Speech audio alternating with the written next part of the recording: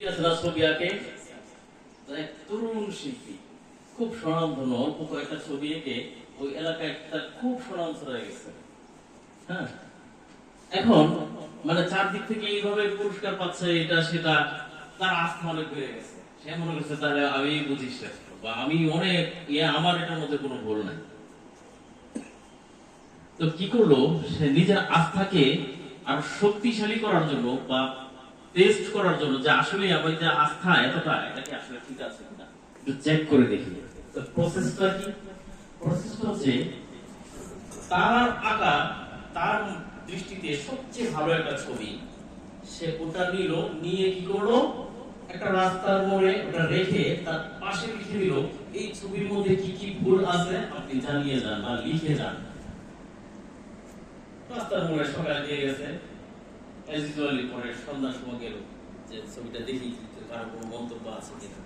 হায় আল্লাহ, সে গিয়ে দেখে তার যে মন্তব্যের যে কাগজটা, ওইটা মানে টোটালি ফিল আপ। হ্যাঁ, মানে টোটালি পরে কোনো মন্তব্যের আর অভাব নাই, মানে ভুলের আর অভাব নাই, ভুল ধরার আর অভাব নাই। সে তো দেখে ঘাবড়ে গেছে, আরে আমার এত শোনা, এত তারপরে এতগুলো ভুল ধরলো আমার লেখায়। সে নিজে করলো না, আমি আর ছবি আঁকাই করবো না, তার নিজের প্রতি নিজের আস্থা কমে গেছে। মানে সে বলতেছে না আমি আর ছবি আঁকবো না। বাড়িতে এসে মাকে বলছে, মা আমি আর ছবি আঁকা করবো না। বলে বাবা কেন? সে পুরো ঘটনা বললো যে মা দেখো এরকম আমি রাখছিলাম, দেখো কত ভুল হচ্ছে আমার ছবিতে, তাহলে আমাকে দিয়ে আর কি হবে। সে বললো বাবা সমস্যা নেই, আমি তোমার একটা পরামর্শ দিচ্ছি, তুমি যদি মানো দেখো কি হয়। বললো যে তুমি ওই ছবিটাই যে জায়গায় রাখছিলা ওইখানেই আবার রাখবা, কিন্তু পাশে ওই সময় লিখছিলা যে কি কি ভুল আছে ধরিয়ে দিন, আর এবার লিখবা কি কি ভুল আছে শুধরে দিন। হ্যাঁ, কমেন্টস কিন্তু দুইটা, একটা হচ্ছে কি কি ভুল আছে, আর একটা হচ্ছে কি প্রথমবার ছিল, আর দ্বিতীয়বার হলো কি কি ভুল আছে শুধরে দিন, মানে কি সমাধান করে দিন, সংশোধন করে দিন।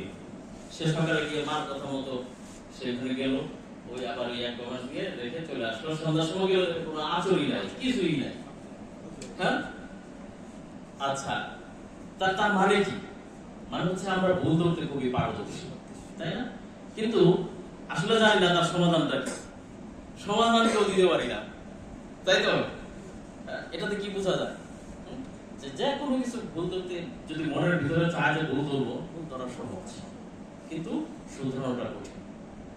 এটা বাস্তব জীবন কথায়, একটা বাস্তব গল্প বললাম আমাদের নিজেদের ক্ষেত্রে। এটা এখানের সাথে কোনো মিলে না, কিন্তু এটাও একটা শিক্ষা যে আমরা আসলে সর্বক্ষেত্রে দেখেন আপনারা যে কোনো কিছুতে আমরা প্রথমেই যে আসে ভুলটা ধরি, এবং ভুলটা ধরেই তাকে কি করি, দুর্বল করে ফেলি, যার ফলে সে আর প্রসিড করে না। হযরত আলীর কথা আমি এটা প্রায়ই বলি বিভিন্ন আপনাদের।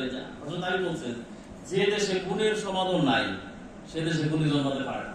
এবং দেখেন আমাদের দেশে গুণের সমাধানই করে না, এবং সত্যি তাই, দেখেন আমাদের দেশে এরকম গুণী হয়নি। দেখেন কয়টা বিজ্ঞান আছে, কয়টা কি আছে, সেটা ওর ভিন্ন দেশে গিয়ে তখন যে ওখানে সমান করে।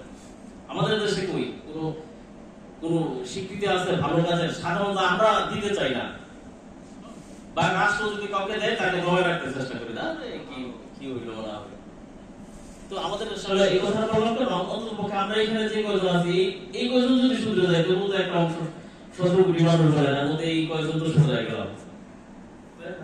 যাই হোক, তো আপনাদের তো এখন ক্লাস হবে, আর তেমন কিছু বলবো না, আপনারা মনোযোগ দিয়ে ক্লাস করেন। আর হচ্ছে এখন যে রাশ সিজন, হ্যাঁ, পর্যটন, আমি কিছুক্ষণ আগে দাঁড়াইছিলাম, দেখলাম যে গাড়িতে নামে আর মানুষ আসে, যে রুম ফাঁকা আছে দেখে যাই।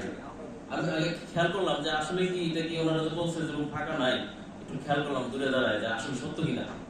কারণ আমরা এবার যে রুমগুলো পেয়েছি একটু নিম্নমানের, কারণ ওই রুম রাশ সিজনে রুম পাওয়া যায়নি, তো সেজন্য ওনারা বলছে, এমপিআই আমাদেরকে বলছে যে রাশ সিজনে পাওয়া যায় না, সেজন্য এরকম রুমটা।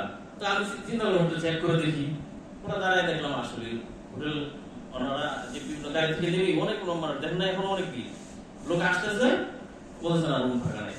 তো যাই হোক, তাহলে এখন আমরা একটা ধন্যবাদ দিতেই পারি যে এই এর মধ্যেও যে ম্যানেজ করতে পারছে, নাকি মঞ্জের ভালো হলো, নাকি দিয়ে দেই। Thank you.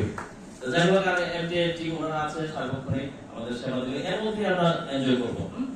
তারপর তো খেয়াল রাখবো, আগের টিমটা তো একজন আঘাত পেয়ে পাটা মনে হয় মুচকে গেছে নাকি ভেঙে গেছে, মনে হয় ফেটে গেছে।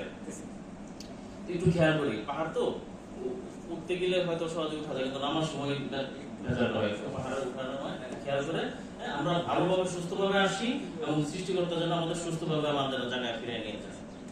তো সবাই ভালো থাকবেন, সুস্থ থাকবেন। আমাদের এখানে প্রভাষক মহোদয় আছে, উনি ওনার মূল্যবান বক্তব্য বলবেন। এর আগে সেশন ছিল, যার ফলে পরিচিত মুখ। তো একটু ধৈর্য ধরে একটু ক্লাসও করবো, এনজয় করবো। ঠিক আছে, ভালো থাকেন, সুস্থ থাকেন। আসসালামু আলাইকুম, ধন্যবাদ সবাই।